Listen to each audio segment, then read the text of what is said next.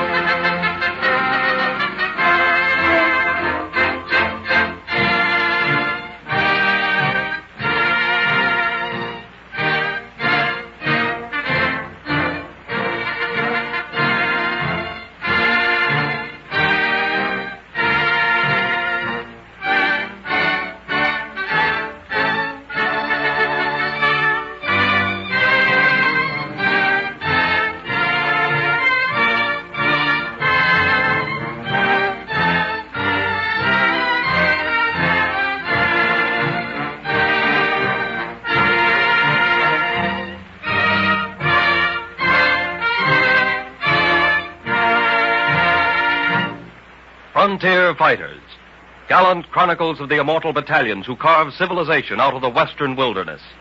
The Southwest chapters of American history hold no more heroic incident than the valor, patriotism, and martyrdom of the 183 Texans who were massacred in the Alamo of San Antonio by 8,000 Mexican soldiers under General Antonio Lopez de Santa Anna, President Dictator of Mexico.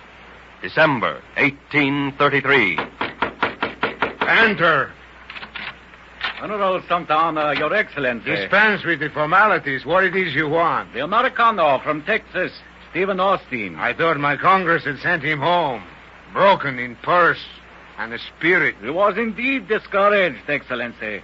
But before he left Mexico City, he addressed this letter to the officials in San Antonio, which have been referred back to Your Excellency. It contains treasonable utterances. Treason, eh? See? Order his arrest, then, and immediate transport back here. I will show this gringo how Mexico deals with treachery.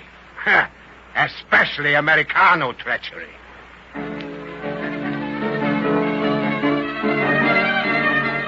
Austin's incarceration in a Mexican dungeon was a direct challenge to the Texans. But as any militant action would surely result in Austin's death, there was no popular outburst. Then, October 5th, 1834... The council to decide certain matters relating to our Texas province is open. Bring in the prisoner, Stephen F. Austin. Si, Excellency.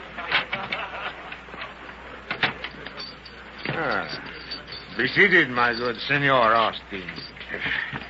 If this is a trial, I want a lawyer. No, my dear Senor, it's not a trial. Rather, he's a council to decide the political position of Texas. Texas will be satisfied with nothing less than full statehood. Calmness, Senor. Calmness, I beg of you. How can I keep calm with Texas suffering under your despotic misrule? Senor de Zavala, what do you think we should do with the Texas? Your Excellency, I am in favor of his division from Coahuila. And you, Senor Fernandez? I concur with the Zavala. Texas should be a separate state in the Mexican Federation. General. Even your closest advisers see the justice of our demands. Silencio, prisoner. I, General Santa Anna, have decided. You, Austin, will go back to your dungeon to rot. Texas will remain attached to Coahuila. And my war office will dispatch 4,000 troops to Texas to protect the gringos there from the Indians. 4,000 picked soldiers to save an insurgent mob of land thieves from the bloodthirsty red savages.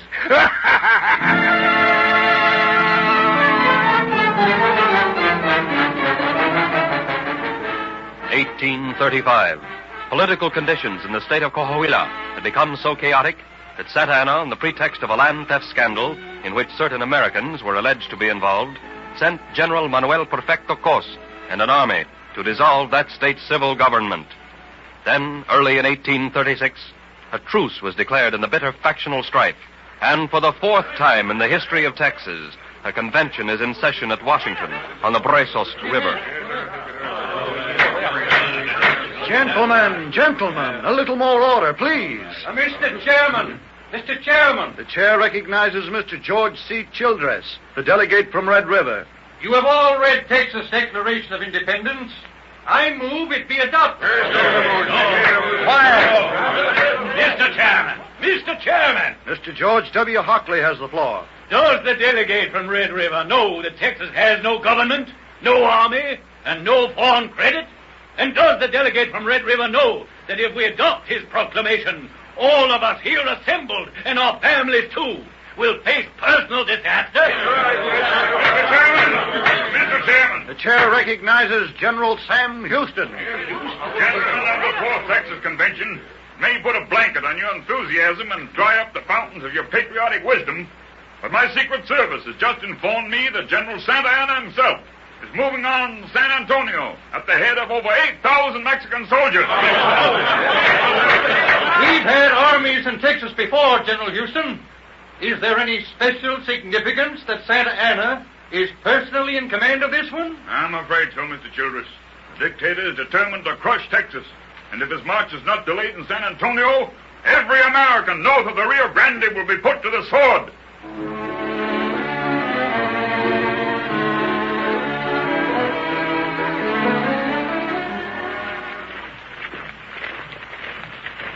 General Castellon. Aquí, General Santa Anna. All the troops, General. We rest.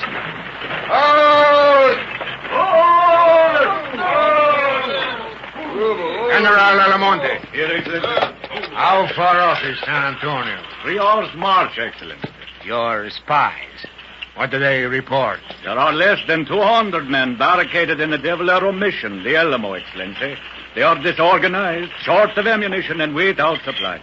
But their spirit, General Alamonte, their confidence, their valor and discipline, those are factors a good general does not ignore, even though the odds are greatly in his favor. General Santa Anna, though the Americanos in the Alamo stand on the threshold of death, they sing, Excellency. They will never be taken alive. Bueno, he's fine. The subjugation of the Alamo will go down in history as a glorious feat of Mexican arms and a personal victory for me, Santa Anna.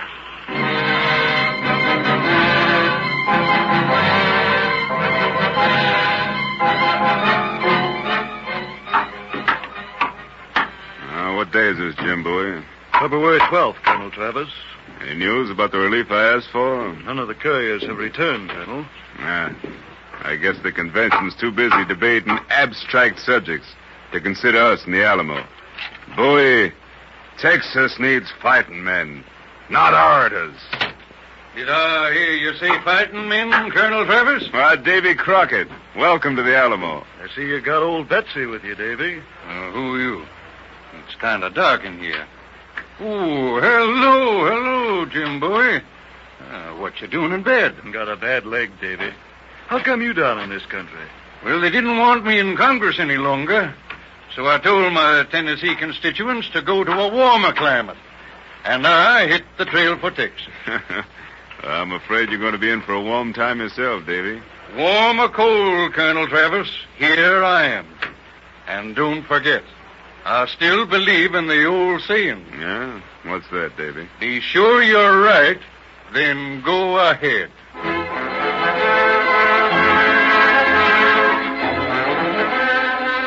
February 23rd, 1836.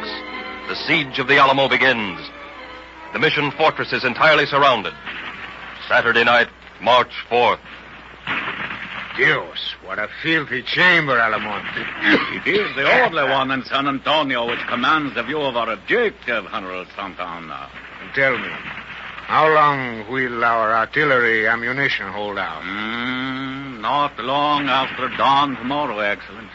21 pieces devour many cannonball. I shall attack at dawn, then, with rifles and cold steel. You, General Castrillon, Si, Excellency. you will make the infantry assault. And remember, not a gringo leaves the... Senor, Si, Si, Excellency. after this, Mexico never will again suffer any foreigners, whatever their origin may be, to pollute her holy, consecrated soil.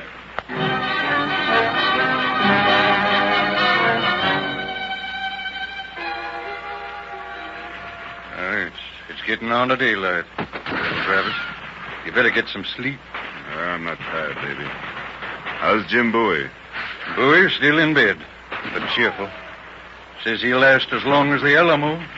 Crockett, look out that window. Tell me what you see. They've started several bonfires. Anything else? No. Oh, yes, Colonel. I see something that wasn't there last night.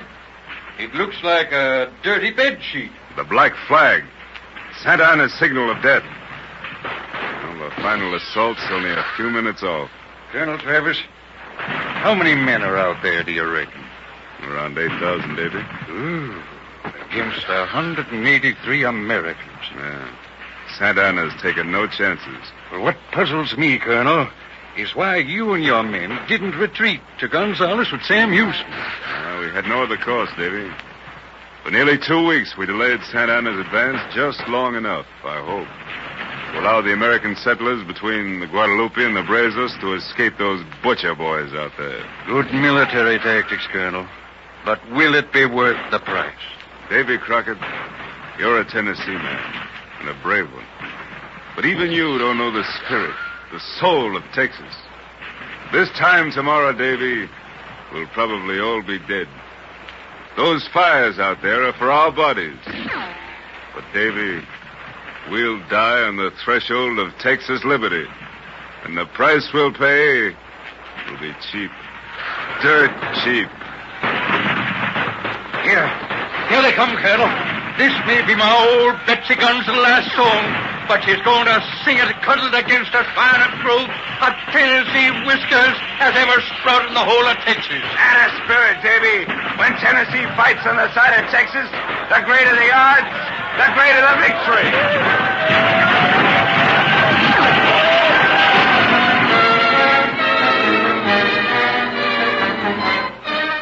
The siege and the fall of the Alamo was one of the cruelest and most ferocious in the history of the world. 183 patriots exterminated to the last man. Yet, their sacrifice accomplished its glorious purpose. Texas liberty, and eventually, triumphant American statehood. Another splendid page torn from the blood-soaked journal of frontier fighters.